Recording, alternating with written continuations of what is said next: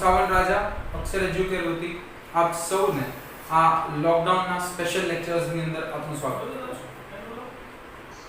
આ લેક્ચર અમે સ્પેશિયલી 10મા અને 12મા ના વિદ્યાર્થીઓ માટે બનાવી રહ્યા છીએ કે જે લોકો લોકડાઉન ના લીધે પોતાનું રેગ્યુલર ભણવાનું હમણાં શરૂ નથી કરી શક્યા।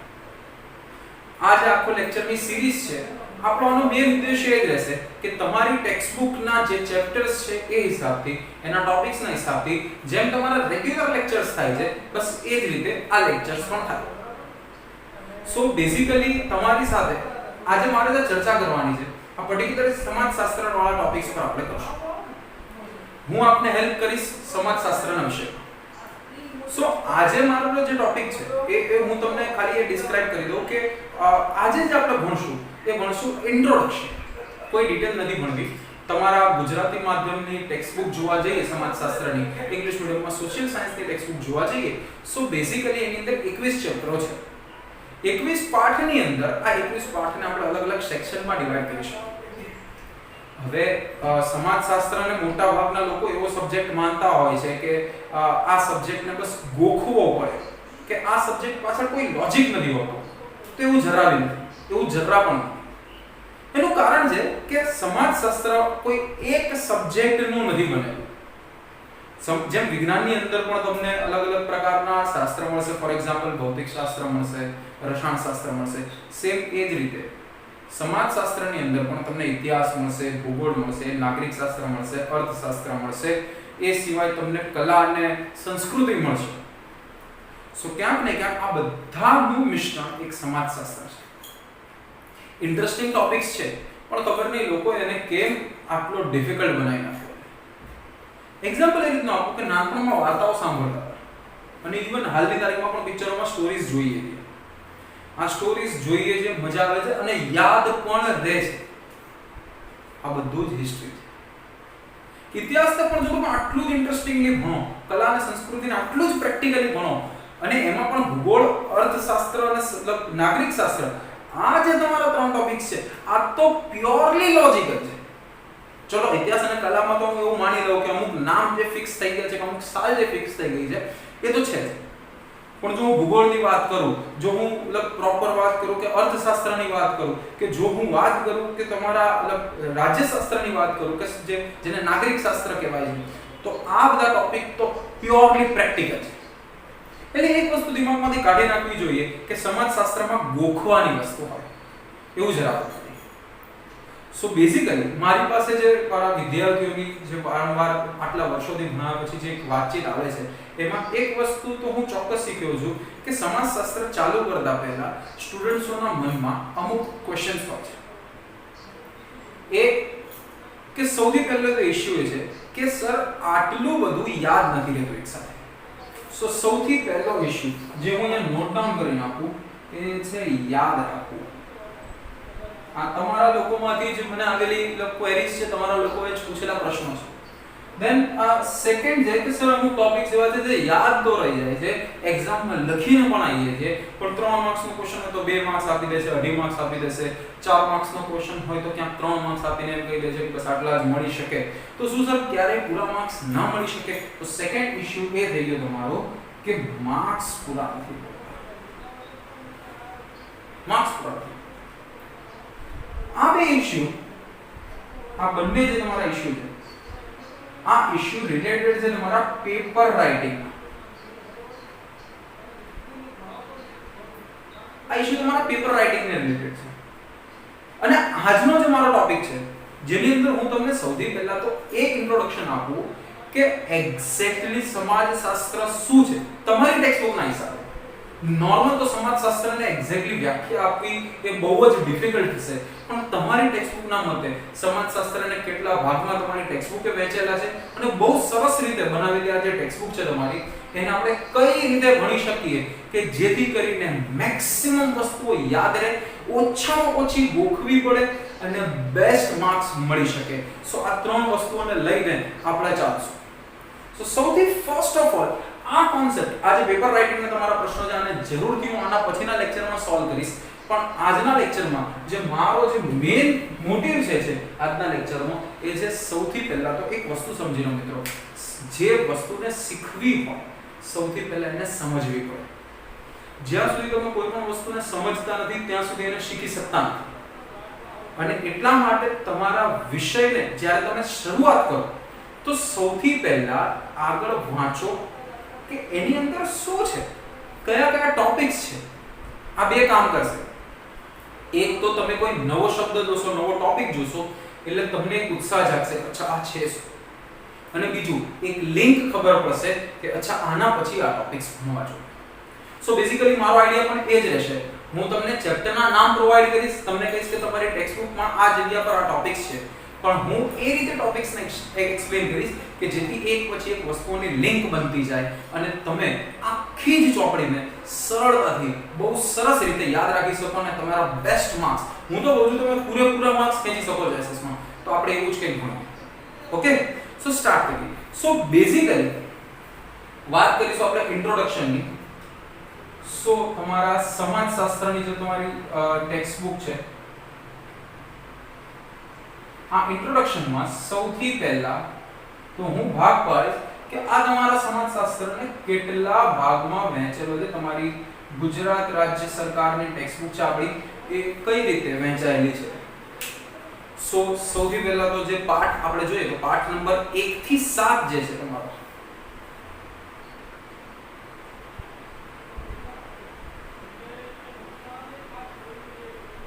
આ પ્યોરલી શેનો છે? કલા અને સંસ્કૃતિ.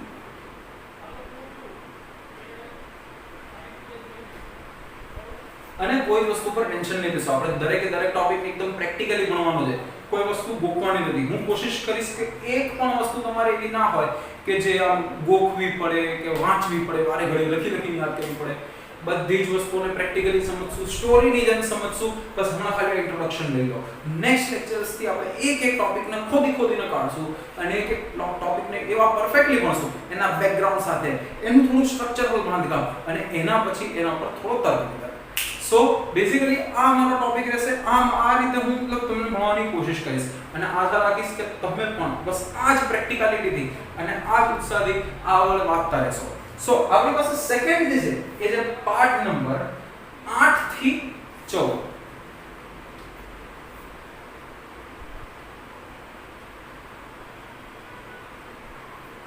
સો તમારા પાઠ નંબર 8 થી 14 જે છે એ તમારા ભૂગોળનો વિષય. હું પહેલા ફટાફટ તમને કહી દઉં કે કયા પાર્ટમાં શું છે, એના પછી આપણે ડિસ્કસ કરીએ. એક્ઝેક્ટલી એક એક ટોપિકને આપણે ઉપાડીને જોઈશું. પાર્ટ નંબર 15 થી તમારા 15, 16 અને 17 ઓલમોસ્ટ 18 પણ તમે એની અંદર ગણી શકો છો. સો પાર્ટ નંબર 15 થી 18 જે છે, 15 થી 18 આ તમારા અર્થશાસ્ત્રના છે. એન્ડ ધેન પાર્ટ નંબર જે છે એ 19, 20 અને 21. તો 19 થી 21 જે છે એક્ચ્યુઅલી આ સામાજિક સમસ્યાઓ પર આ બધા ટોપિક્સ છે. પાઠ નંબર 19, 20, 21 સામાજિક સમસ્યાઓને હું હાલની તારીખમાં આને નાગરિક શાસ્ત્ર સાથે જોઈન્ટ કરવા ઈચ્છીશ. સો નાગરિક શાસ્ત્ર તરીકે આને આપણે ઓળખશું આપણા આખા લેક્ચર. સો હવે આપણે એક એક ટોપિકને વ્યવસ્થિત જોઈએ. કલા અને સંસ્કૃતિ જે પાઠ 1 થી 7 છે એમાં પહેલા પાઠ 1 અને પાઠ 7 જે છે આ તો પ્યોર લોજિક છે. પ્યોર લોજિક છે. કઈ રીતે સમજો? પાઠ નંબર 1 છે જેમાં તમને સંસ્કૃતિ એટલે શું, વારસો છે એટલે શું, એટલે વારસો કોને કહેવાય, સંસ્કૃતિ કોને કહેવાય, બેઝિક વસ્તુને એક્સપ્લેન કરી છે. અને પાઠ નંબર 7 જે છે એ એનું તો હેડિંગ જ છે કે વારસાનું જતન ને સંરક્ષણ. સેના માટે આપણે આપણા વારસાનું જતન અને સંરક્ષણ કરવું જોઈએ. કયા રાજકીય કારણો છે, કયા આર્થિક કારણો છે કે કયા અન્ય કારણો છે કે જેના થકી આપણે આપણા વારસાનું જતન અને સંરક્ષણ કરવું જોઈએ. સો પાઠ નંબર 1 અને 7 બહુ જ સરળ જશે અને બહુ સારા એવા માર્ક્સ તમે ખેંચી શકશો. બાકીના જે ચેપ્ટર છે, ચેપ્ટર નંબર 2, 3, 4, 5 અને 6, આની અંદર તમને ઇન્ટરેસ્ટિંગ ચેપ્ટર્સ જોઈએ. સૌથી સારામાં સારા ઇન્ટરેસ્ટિંગ ચેપ્ટર્સ તમને જો શીખવાશે તો ચેપ્ટર નંબર 5 સૌથી વધારે ઇન્ટરેસ્ટિંગ છે કે જેની અંદર ભારતનો વિજ્ઞાન ટેકનોલોજી શું હતી એ સમયમાં, અને જ્યારે આપણે વાત કરશું મોહેંજો-દડો નગર બનાવેલું, જે હડપ્પા નગર, લોથલ નગર બનાવેલું, આ નગરનું આર્કિટેક્ચર મારા મિત્રો હકીકતમાં કહું છું એ સમયે આપણી પાસે એવી ટેકનોલોજી, આપણને એમ થઈ કે ઓહો આ લોકો પાસે સાધનો નહોતા, એ છતાં પણ જો આ લોકો આ લેવલ સુધી પહોંચ્યા તો આ ખોપડીઓ જો અત્યારે હોત તો શું? સિરિયસલી મજાક નથી કરતો. આ બધા લોકોને, કેમ કે ફોર એક્ઝામ્પલ તમને ઉદાહરણ આપું, મહાબલીપુરમમાં આ મંદિર છે, બૃહદેશ્વરનું મંદિર છે થંજાવુરમાં.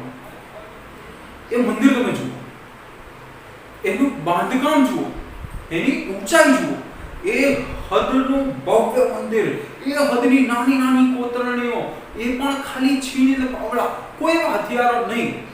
ત્યાં બાજુમાં એક ગામડું છે, ત્યાં 70 ટનનો પથ્થર ઉપાડીને મૂકવાનો હતો. 70 ટનનો પથ્થર ઉપાડીને મૂકવાનો હતો. તમારાનું પ્રૂફ જોઈએ તો તમને NCERT ની ટેક્સ્ટબુક ની અંદર આ ઉદાહરણ મળી રહેશે.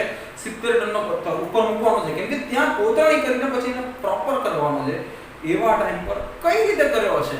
તો આ બધા વિચારો, આ જ બધી વસ્તુઓને જાણવાનો કે આટલી મોટી વસ્તુ 70 ટનનો પથ્થર કોઈ નાની વસ્તુ નથી હોતી, એને ઉપરથી મૂકી ના શકાય. તમે કહો છો સર ક્રેન વાપરી લો, બટ આ વખતે ક્રેન ક્યાં હતા? હા, સો બેઝિકલી આપણે જોવા જઈએ તો એ ટાઈમ પર કઈ બુદ્ધિ લગાઈ હશે, કઈ રીતે કામ કર્યું હશે, બસ આ જ બધું શીખવું હોય, આ જ બધું સમજવું હોય અને ભારતને જાણવું હોય, ભારત સાથે જો લાગણી બાંધવી હોય તો આ ચેપ્ટરો ઇમ્પોર્ટન્ટ છે દોસ્ત.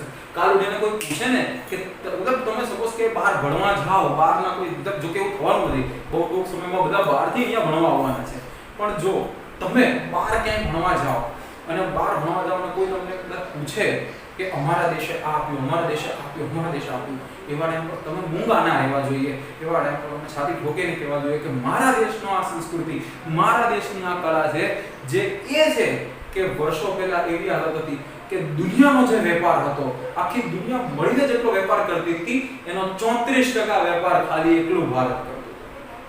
તો આ ગર્વ ઊભો થશે, આ લાગણી આવશે જ્યારે આ 1 થી 7 ચેપ્ટર ભણશું. 8 થી 14 આ ભૂગોળ છે. હવે ક્વેશ્ચન થાય કે સર આ તો ઠીક છે, ઓકે, આ કેમ ભણવું છે? આન્સર આપો. ખાલી ભૂતકાળ જાણીને શું ફરક પડે? તે સાથે સાથે વર્તમાનને પણ જાણવું જરૂરી પડે. જે જગ્યા પર રહો છો એને સમજવી બહુ જરૂરી પડે. શા માટે જરૂરી બને છે? સિમ્પલ છે કે એક જગ્યા પર કોઈ ઘટના બને છે, ભૂગોળની અંદર એક ભૌગોલિક કોઈ ઘટના બને છે, એની અસર બીજા જ પ્રદેશને થાય છે. સો આ વસ્તુ, આ જે ચેપ્ટર છે, આની અંદર તમે શીખશો કે ભારતની માટી શું છે, ભારતની જમીન શું છે, કયા કયા પ્રકારની જમીન ભારતની અંદર છે, ભારતના જંગલો શું છે, ભારતના પર્વતો શું છે, કેટલા પ્રકારના, અને ભારતમાં જંગલોની વ્યવસ્થા કઈ રીતે થાય છે. આટલો મોટો દેશ, આટલી વ્યવસ્થા કરવી, શહેરી નદીઓ હતી તો કઈ રીતે વ્યવસ્થા થાય છે, એ પણ એક સમજવાની વાત છે દોસ્તો. તો એટલા માટે પાઠ નંબર 8 થી 14 તમને એ વિશે સમજ આપશે કે કેમ ભારત દુનિયાનું સૌથી મોટું રેલવે નેટવર્ક ધરાવે છે, કે કઈ રીતે આપણા બંદરો કામ કરે છે, કે કઈ રીતે ભારત પાક ઉગાડે છે, કે કઈ રીતે પાકની બેઝિક જરૂરિયાત છે. કાલે ઉઠીને કોઈ ખેતરમાં જતા હોય અને જઈને જુઓ ને અથવા તો ઘઉંનો પાક થાય છે, એવા ટાઈમ પર દિમાગમાં પ્રેક્ટિકલિટી શીખવાડો છે કે કઈ રીતે મતલબ એસએસ ને કઈ રીતે પ્રેક્ટિકલ ભણી શકાય. કે બહાર નીકળ્યા છો અને જુઓ છો કે અચ્છા આ પેલો પર્વત દેખાય તો વિચારો છો કે આ તો અરવલ્લી પર્વત છે. આ રીતે ભણાય ભૂગોળને પ્રેક્ટિકલી. કોઈ ખેતરોમાં જતા હોય ને ઘઉંનો પાક થાય તો માટી જોઈને ખબર પડી ગઈ છે, અચ્છા અમારા સરે કીધું હતું કે ઘઉંનો પાક, અમારી ટેક્સ્ટબુકમાં કીધું હતું કે આ ઘઉંનો પાક છે, આવી જ માટીમાં થાય છે, આ માટી આવી છે, એક્ચ્યુઅલ માટી આવી દેખાય. આ પ્રેક્ટિકલિટી છે ભૂગોળની. કોઈ વસ્તુ ગોખવાની નથી, કેમ કે ભૂગોળ એ બધી જ ઇન્ફોર્મેશન આપશે જે 100% સાચી છે. હા, એક ટાઈમ પર તમે ગણિતની અંદર કહી શકો કે ધારો કે આની કિંમત x છે, પણ તમે ક્યારેય ભૂગોળમાં એવું નહીં કહી શકો કે તમારા ઘરમાંથી કોઈ પાણીની 2 ડોલ નાખી ધારો કે આ ગંગા છે. એ વસ્તુ ત્યાં નહીં કહી શકે. શું ત્યાં પ્રેક્ટિકલિટી છે, ત્યાં સચ્ચાઈની વાત છે. વાત કરીએ અર્થશાસ્ત્રની. અર્થશાસ્ત્ર ચેપ્ટર નંબર 15 થી બહુ જ ઇન્ટરેસ્ટિંગ ટોપિક્સ. કે કયો દેશ કઈ રીતે આગળ જાય, કઈ પણ કોઈ પણ જાતની લોકો કમેન્ટ કરે ત્યારે ઘણી હસવું આવશે. એકવાર તો તમે આ વસ્તુ શીખી લેશો ને પછી તમને ખબર પડશે કે આ કઈ રીતે આ બધું ચાલી રહ્યું છે. શું એવું તો છે કે જે આપણે બેઝિક લેવલનું અર્થશાસ્ત્ર જેને કહેવાય પાયાનું અર્થશાસ્ત્ર જેને કહેવાય આ વસ્તુ શીખશો કે મતલબ રોજિંદા જીવનમાં તમે અર્થશાસ્ત્રનો ક્યાં ક્યાં સામનો કરો છો. તો બહુ જ ઇન્ટરેસ્ટિંગ ટોપિક છે. દેશની પોલિસીની અસર તમારા પર શું થાય છે એ બી ક્યાંક ને ક્યાંક આની અંદર શીખશો. બહુ પ્રેક્ટિકલ ટોપિક્સ છે અને બહુ સરસ રીતે ટોપિક્સ આપણે આને વ્યવસ્થિત ડિટેલમાં ભણીશું. ધેન ચેપ્ટર નંબર 19 થી 21 નાગરિક શાસ્ત્ર છે, જે તમને બેઝિકલી શીખવાડશે કે આ ભારતમાં તમારા કેટલા હક છે, આ ભારતમાં કેટલી ફરજો છે તમારી, કે આ જે દેશમાં રહો છો દોસ્ત, જો એના કાયદા તમને ના ખબર હોય તો એ દેશમાં તમે કઈ રીતે જીવી શકો. તમારા ઘરના કાયદાઓ તમને ખબર હોવી જરૂરી છે અને એટલા માટે પરિવારના બધા જ લોકો સાથે તમે હળી મળીને રહી શકો. હે તો એ જ રીતે દેશમાં રહેવા માટેના કાયદા તો ખબર હોવી જોઈએ. લોકોનું શોષણ એટલા માટે જ થાય છે કેમ કે એને એના કાયદા નથી ખબર. લોકોને શોષણ એટલા માટે જ થાય છે કેમ કે એને નથી ખબર કે આ પરિસ્થિતિમાં હું શું કરી શકું. તો સ્કૂલ એક એ માધ્યમ છે. શિક્ષણનો ફેલાવો કદાચ એટલા માટે જ થયો હતો કે શિક્ષણનો ફેલાવો થયો એ ત્યારે જ આપણને ખબર પડી કે અંગ્રેજો આપણું શોષણ કરે છે. શિક્ષણનો ફેલાવો થયો એટલે જ ખબર પડી કે ભાઈ અંગ્રેજો એના દેશમાં અલગ સરકાર ચલાવે છે, આ દેશમાં અલગ સરકાર ચલાવે છે. ત્યાંથી જ આપણને આઈડિયા આવ્યો કે અચ્છા આપણા આ હક હોવા જોઈએ જે આપણને નથી મળતા, અને એણે જ પાયા નાખ્યા આપણી આઝાદીની લડાઈમાં. અને એટલા માટે આજે હું તમે આ રીતે ભણી શકીએ. સો બેઝિકલી આ જ વસ્તુ છે જે પાઠ 19 થી 21 ની અંદર તમે તમારી બેઝિક વસ્તુઓ, તમારા દેશની હક ફરજ, આ બધી વસ્તુઓ વિશે શીખશો. તો ઓવરઓલ આ હતું તમારું ઇન્ટ્રોડક્શન, આ હતું તમારું સમાજશાસ્ત્ર. તમારી text book GSEB Gujarat state education બોર્ડની ધોરણ 10 ની સરકાર માન્ય બુક છે. એમાં આ પ્રકારના પાઠ છે. એક એક પાઠને, એક એક ટોપિકને જરૂરથી કવર કરશું, એક એક ટોપિકને ડિટેલમાં ચર્ચા કરશું. એની સાથે સાથે એના ક્વેશ્ચન્સ પણ જોતા જશું. રોજ હું કોશિશ કરીશ કે તમને જે ટોપિક્સ આપણે ભણીએ એના બેસિસ પર કયા કયા ક્વેશ્ચન્સ પૂછાય છે તમારા બોર્ડની એક્ઝામમાં, કઈ રીતે પૂછાય છે અને એનો આન્સર કઈ રીતે એક પરફેક્ટ આન્સર હોઈ શકે. સો એની ચર્ચા, આ બધી જ ચર્ચાઓ આપણા આવનારા લેક્ચરોમાં થતી રહેશે. સો જોડાયેલા રહેજો અક્ષર એજ્યુકેટર સાથે, જેથી કરીને અમે અમારી બેસ્ટ ક્વોલિટીની વસ્તુઓ તમને આપી શકીએ અને તમે તમારું ભણવાનું ઘરે બેઠા પણ એટલું જ મજબૂતાઈથી ચાલુ રાખી શકો. અને એવું કહેવાય, જે હમણાં આપણા પ્રધાનમંત્રીએ પણ કીધું કે આ એક એવી પરિસ્થિતિ છે, એવી કઠણ પરિસ્થિતિ છે જેમાં બે રસ્તા છે.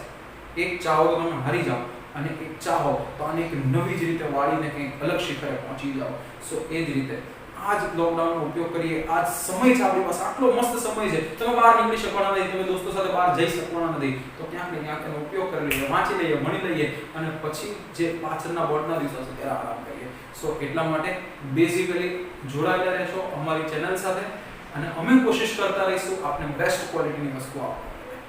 જય હિન્દ.